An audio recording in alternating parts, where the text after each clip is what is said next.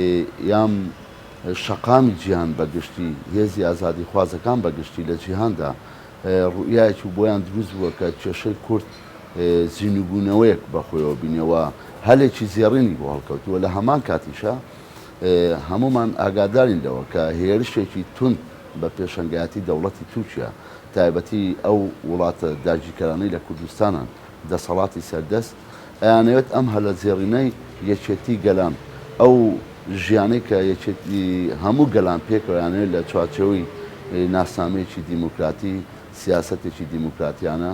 بتوانن ژیان بکەن ئەمە بە خەتەری بۆ سەر دەسەڵات و سیاسەت و پێگەی خۆیانە بینن بۆیە هەمومان ئاگادارین لەم ساڵانەی دوایە بە شێوەیەکی ئاشکرا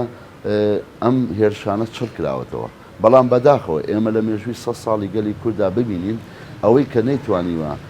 کورد بگەینێتە کەناری ئارامی ئەوەی کە نەیتوانیوە کورد بگەینێتە ئەو قۆناغی کە ستاتوویەکی سیاسی دیموکراتی بۆ دەستەبەر بکە نەبوونی یەکڕزی ناو گەلی کورد خۆی بووە ینی فاکتۆرێکی گرنگ لەوەی کە ئێمە لە جیهاندا کە پێش ئەوەی کە ئێمە ڕەخنا گلەیمان لە دۆست و لە سیاسەتی نێودەوڵەتیەوێ پێویستە ئێمە بە چاوێکی ڕەخنەگرت و بە گلەیەکان لە خۆمان بکەین تا بتوانبین ئەم قۆناغە تێپێڕێنین بۆیە داوامان وایە لە هەموو سەرکردایەتی سیاسی کورد داوامان وایە لە کەسایەتی ڕۆشنبیر لە بنەماڵەی شەهیدان و لە هەموو کۆمەلگای مەدەنی خەڵکانی ڕۆشنبیر خەڵکانی شەقام ئەمانە هەموو توێژەکانی کۆمەلگا بە بەرپرسیارەتیەوە لەم دۆزە بڕوان و ئەمە ببینن بە قەدەری ئەم گەلی کورد یعنی ئەمە قەدەری هەمومانە یعنی ئێمە دەزانین دوژمن هیچ جیاوازیەک ناکات لە بینی خەڵکێکی یاسایی ڕۆشنبیرێک یان سەرکردەیەک بۆیە ئەبێ ئێمەش ئەو هەڵوێستەمان لە بەرامبەر ئەم سیاسەتە هەڵوێستێکی نەتەوایەتی بێ و هەڵوێستی نەتەوایەتیکی دیموکراتی بێ و ئەو پێکهاتانەی کوردستان مەسەلە گەلانی لە کوردستان دەژین پێویستە هەمومان بەو ناسنامەیەوانەیە بۆ ژیانێکی ئازادی خوازی شەرەفمەندانە هەمومان تێکۆشین بکەین ئەو بانگەی ئێمەش بانگی ئەوەیە کە هەموو تاچێکی کورد بە ئەرچی بەرپرسیارەتی خۆی ببینێت ئەگەر ئێمە بڵێن سەرکردایەتی سیاسی و ئەحزابی کوردی ینی هەموو لایەنە سیاسەکان پێشەنگایەتی تێکۆشینی گەلی کورد دەکەن لەگەڵ ئەمەشە لەگەڵ هەموو کەم و کورتەکانیانە ئێمە باسیەکەین بەڵام ڕۆشنبیران کەسایەتێکن کە لە کۆمەلگایە ئەرچی هوشیارکردنەوەی ڕۆشنکردنی ڕۆشنفکری خەڵکیان لەسەر شانە بۆیە ئەمانە کە ئێماڵێ ڕۆشنبیران ئەتوانن ڕۆشنبیران ئەم ڕۆڵەی خۆیان وەک ئەرچێکی مێژووی ببینن و بتوانن بن هەم فشارێکی کۆمەڵایەتی سیاسی لە شەقامەوە پێش بکەن و لە هەمان کاتیشە هەوڵ بدەن بۆ ئەم یەکڕزیە لەگەڵ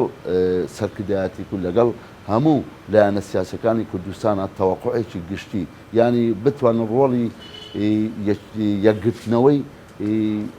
لایەنی سیاسی و خەڵک کە پێکەوە هەمی بەم